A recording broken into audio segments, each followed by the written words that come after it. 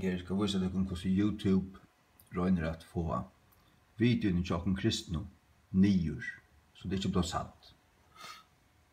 Husmøte 4. august 2018.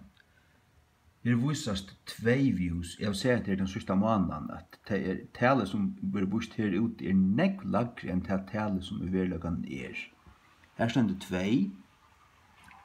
Så jeg fer inn og hitje atanfyr, hvordan det i verlegan.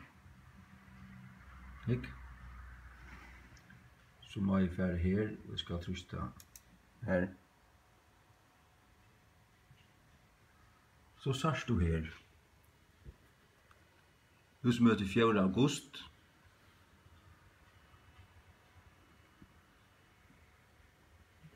Views 26.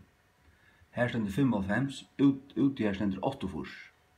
Det er særlig at det første 34 dagene at tale helt ned i jøgn, til fyrir at andre skal velja trusta av det.